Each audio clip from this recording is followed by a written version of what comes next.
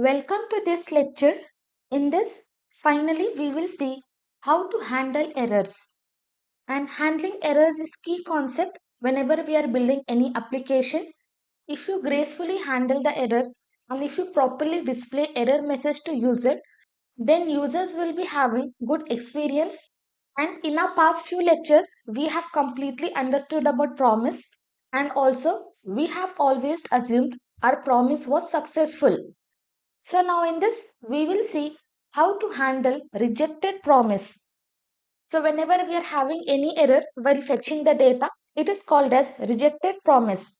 So in this entire lecture, we will see how to handle rejection, and also it is one of the most important lecture when it comes to handling errors.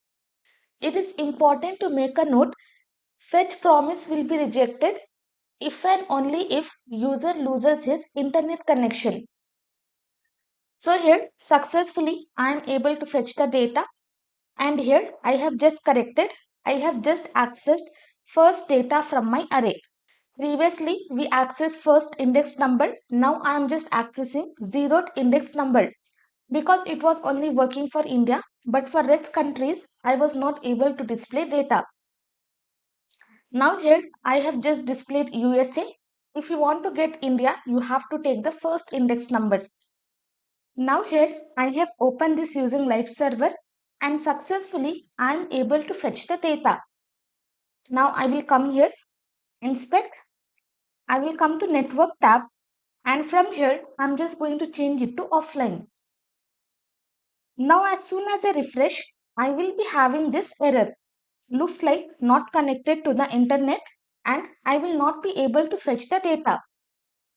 Now what I want, instead of getting this data when reload, whenever I click on some button, I should be trying to access the data, and if I am not able to access, then only I have to display this error message. Inside index.html, I will be creating one button, and for this I will give the class name as clickbtn, and here I will give click me, and for this stylings are already given, and this is continuation of previous lecture. So it is very important for you to understand last lecture and previous ones. Now I'll just come online, refresh it. Now I am having the result. I will come to console. I will come to this file.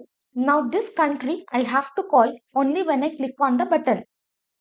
So here I have already written this line of code so that I can access this button.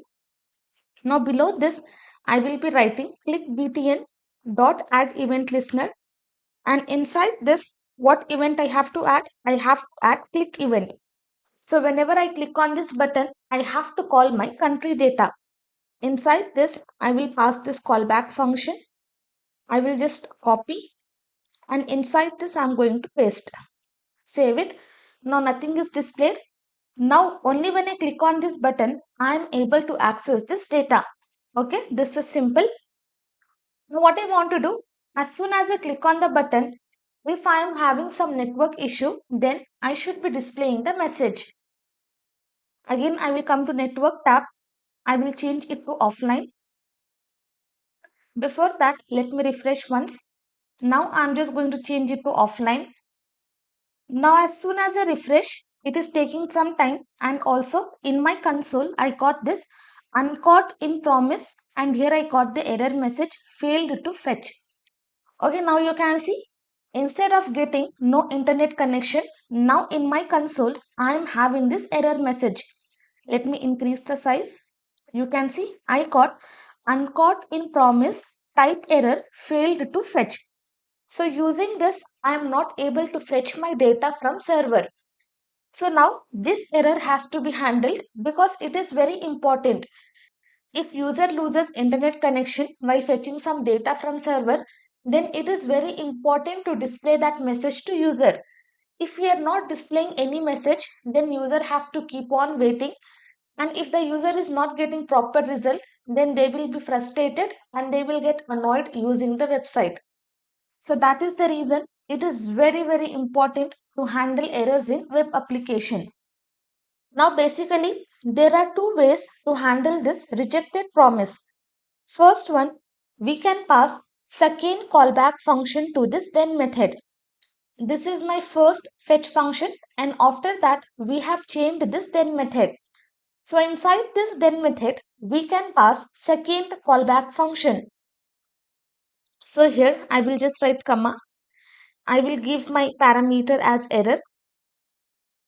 So here this first callback function will be called when our promise is fulfilled, that is if it is resolved, or else second callback function will be called if we are having some error. So basically we are telling a promise was rejected here and this callback function will be called. Now what I want to do, simply I will just write here alert, and inside this I will be passing error. Now I will just click on this. Before that let me inspect. Now as soon as I click on this, it is waiting for some time. Let us wait. Now I got this error. You can see failed to fetch. And here in my console, I am not having that uncaught promise. So using this second callback function inside then method, we can handle this error. If you want to display in console, you can also do that. And inside this error, whatever message was displayed on my console, that will be displayed here. And previously, if we have seen, we were having uncaught promise.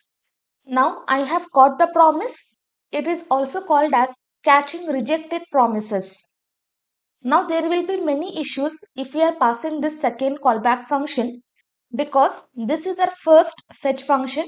Inside this, if we are having some issues, then inside this callback will be called, and accordingly we can handle rejected promise.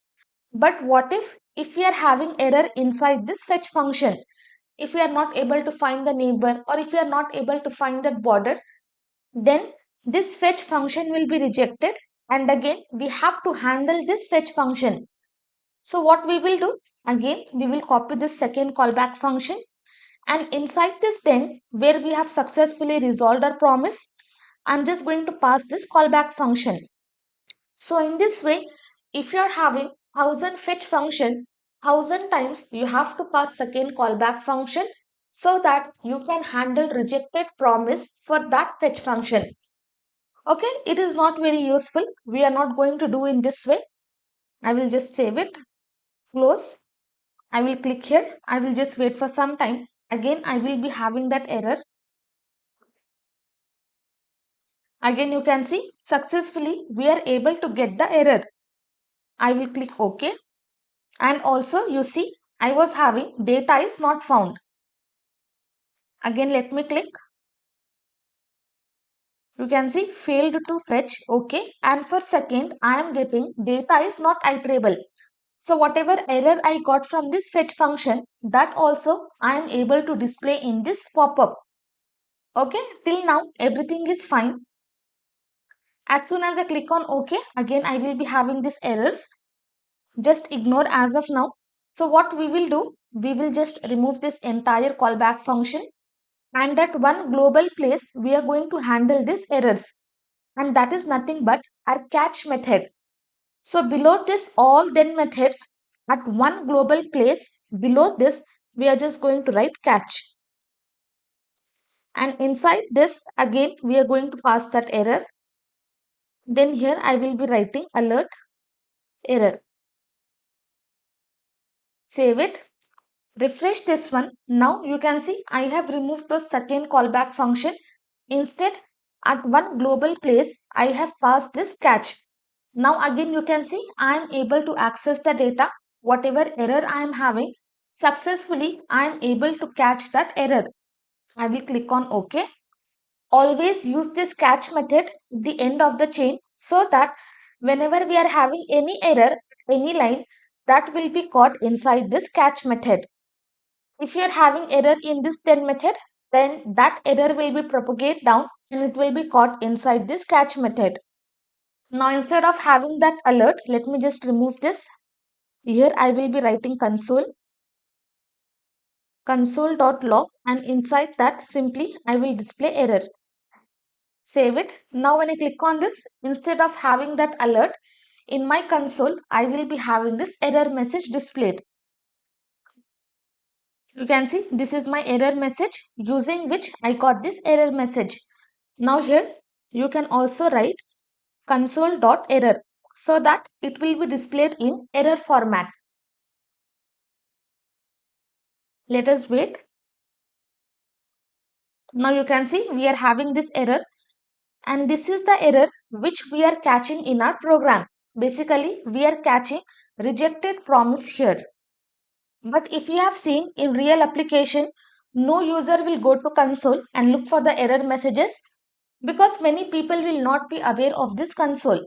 And definitely, even we are not going to go to console and check for error messages. Instead, what we have to do, we have to display error message to user on the screen so that they can read the error message and accordingly they can take necessary actions. I will come on top. Here I will be creating one function. I will write display error message, and inside this I will be passing one parameter, and inside this country container I just want to add this error message. As of now, I only want to add error message, so I will be writing insert adjacent text, and inside this I will be writing before begin. Okay, this is the syntax of inserting the text. I am not inserting any HTML element. Instead, I am just inserting text. Before begin, I just want to insert this text. Save it. Come down. Now here, instead of this, let me remove. Here I will be writing display error message, and inside this I can pass error message. I will be using template literal, and inside this I will write issue while fetching data, colon. Then here I will be writing my error. What is the actual issue? I will write that. Save it. Now I will refresh this. Now just wait for a second. Now you can see on my screen, you can see on this screen, I am able to display the error, that is failed to fetch. Now by reading this, accordingly you can design, but by reading this, we can understand we have failed to fetch the data. Maybe we are having some network issue. We can easily understand by reading this error message. So this is how you have to display error message to user. So this is one of the key concept you should be knowing, and this catch method will always be at the end of the chain so that whatever error happens while fetching the data, that will be caught inside the catch method. In different ways, you can render the data and you can display error messages to user. Now you can give any styling, and accordingly based on your need, based on your project need, you can display error messages to user. Now one final time, I will come to network tab. Let me just increase the size. And from here, I'm just going to select no throttling. I will refresh once. I will click on this. Now you can see successfully I'm able to fetch the data. So accordingly, whichever country data you want to see, you can give the country name. India, it is not working. If I fetch first index, then India will be working. So here, let me just write Pakistan. Save it. Now you can see Pakistan data as well as border will also be displayed. Now here, when I click on this, I will be having Pakistan and Afghanistan as border. Save it. When I click on this, based on that, I will be having these results. So whatever we are having inside API, according to that, data will be displayed. So just go through that API. This can be wrong, or we are fetching the wrong data. But it is very important. You should always go through the web API and understand how it is working and what data is returning, and data what it is returning, is it useful for us or no. If it is not, you have to build your own API and you have to get started fetching the data. I hope you understood why we are using catch method and why it is important to handle errors, and also how to render errors on screen.